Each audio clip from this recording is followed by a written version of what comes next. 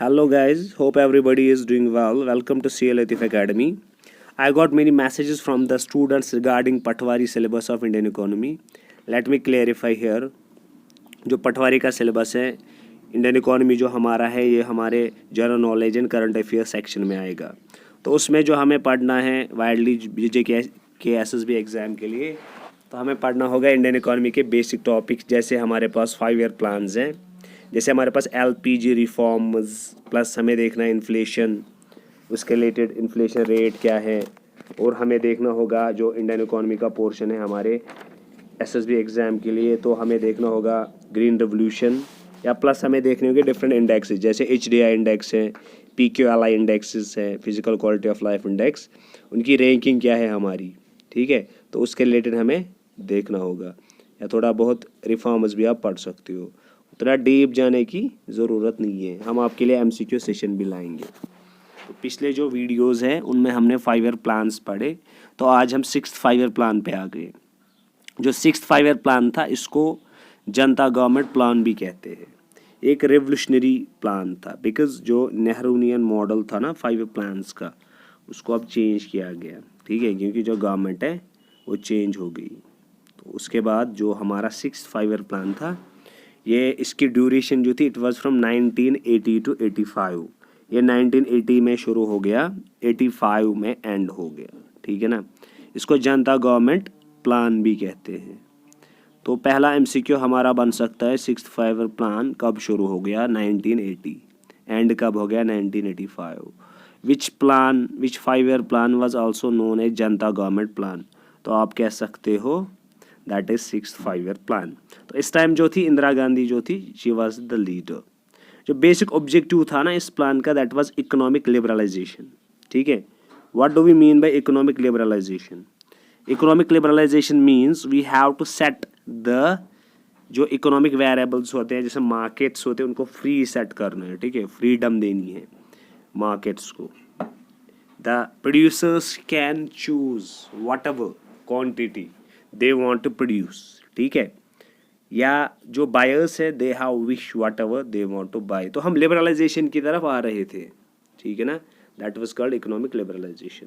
It was the basic objective of this plan plus eradicating poverty को eradicate करना, ठीक है, गरीबी हटाओ, ठीक है ना, पॉवर्टी को इरेडिकेट करना and achieving technological self reliance हासिल करना। दैट इज़ टेक्नोलॉजिकली हम सेल्फ रिलायंट बनने चाहिए, ठीक है, टेक्नोलॉजिकली हम सेल्फ रिलायंट बनने चाहिए। दैट इज़ जो भी हमारे पास टेक्नोलॉजी है खुद की होनी चाहिए, हम डिपेंड नहीं होने चाहिए ऑन द अदर कंट्रीज़। जो ये मॉडल था it was based upon investment योजना, इंफ्रास्ट्रक्चरल चेंजिंग, ठीक है, इंफ्रास्ट्रक्चरल चेंजिंग करनी है हमें इंडिया में, प्लस इन्वेस्टमेंट योजना, we should invest in different sectors, okay. तो इसका जो टारगेट था दैट वाज 5.2%। इसका टारगेट जो था दैट वाज 5.2%, एंड जो अचीव टारगेट था दैट वाज 5.7 या कुछ बुक्स में आपको 5.4 मिलेगा, वो हमने अचीव किया है, ठीक है ना। जो 6th 5 ईयर प्लान था इसका जो मोटिव था वो था इंफ्रास्ट्रक्चर डेवलप करना, एग्रीकल्चर के लिए भी एंड इंडस्ट्री के लिए भी, ठीक है, एंड IT सेक्टर भी डेवलप इसी में हो गया।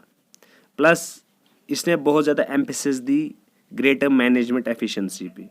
मैनेजमेंट एफिशिएंसी होनी चाहिए, जो भी कंपनीज हैं उनकी जो मैनेजमेंट है दे शुड बी एफिशिएंट किसी भी सेक्टर में, ठीक है।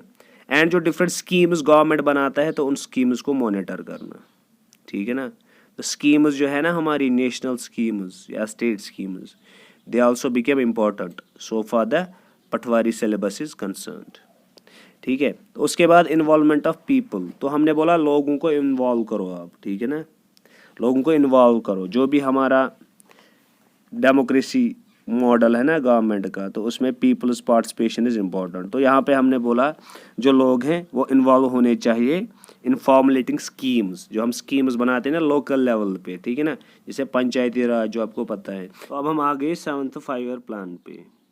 जो 7th 5 ईयर प्लान था इसको स्टार्ट किया गया 1985 में।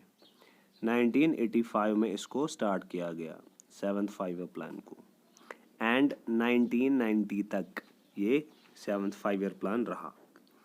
जो 7th 5 ईयर प्लान था, इसका जो ट्रस्ट था वो था improving the productivity level of industries की प्रोडक्टिविटी लेवल बढ़ाना, प्लस अपग्रेडेशन ऑफ टेक्नोलॉजीज़ को अपग्रेड करना। इसके अलावा इस प्लान में कांग्रेस पार्टी जो थी वो फोर्स में आ गई, कांग्रेस पार्टी की गवर्नमेंट आ गई कम्प्लीटली। जो 7th 5 ईयर प्लान था, इसका काम था पहला एक्सेलरेट फूड ग्रेन प्रोडक्शन को एक्सेलरेट करना, ठीक है ना, फूड ग्रेन प्रोडक्शन को बढ़ाना ताकि इंडिया जो है सेल्फ सफिशिएंट रहे। दूसरा जो था that was to increase employment opportunities बढ़ाना, एम्प्लॉयमेंट अपॉर्चुनिटीज़ बहुत ज़्यादा होनी चाहिए। There should be more employment opportunities for the people in India. तो जो तीसरा था वो था टू रेज प्रोडक्टिविटी को बढ़ाना, ठीक है, चाहे इंडस्ट्रीज़ हो या फार्मिंग सेक्टर हो। उसके बाद इसका मोटिव था लिबरलाइजेशन ऑफ इकोनॉमी को लिबरलाइज करना, ठीक है ना, जो हम आगे जाके पढ़ेंगे। तो उसके बाद जो फूड ग्रेन प्रोडक्शन थी वो बहुत ज़्यादा बढ़ गई इस 5 ईयर प्लान में। एंड सबसे बड़ी बात जो है ना, जो इंडियन इकोनॉमी थी उसने फाइनली क्रॉस किया बैरियर, जिसको हम हिंदू रेट ऑफ ग्रोथ कहते थे, ठीक है, 3%। उस बैरियर को क्रॉस किया इंडियन इकोनॉमी ने, क्योंकि जो ग्रोथ रेट है ना वो बढ़ गई, ठीक है। तो यहाँ पे एक क्वेश्चन है हमारा इम्पॉर्टेंट MCQ हमारा बन सकता है, वो यही कि हिंदू रेट ऑफ ग्रोथ जो थी वो किसने दी, वो उसका नाम था प्रोफेसर राज कृष्णा, ठीक है, प्रोफेसर राज कृष्णा कौन थे, उसने हमें Hindu rate of growth concept दिया, ठीक है। तो कौन सा 5 ईयर प्लान था, that was 7th 5 year plan, जिसमें इंडियन इकोनॉमी ने हिंदू रेट ऑफ ग्रोथ को क्रॉस किया, ठीक है। तो it was beginning of liberalisation of Indian economy, जो इंडियन इकोनॉमी में लिबरलाइजेशन हो गई, जो ये प्लान था ये बिगिनिंग था लिबरलाइजेशन का। तो नेक्स्ट वीडियो में मैं लाऊंगा annual plan 8th 9th 10th and 11th plan. Hope you have enjoyed the video. I am signing off here. Till then stay tuned and never forget to subscribe our channel and press the bell icon.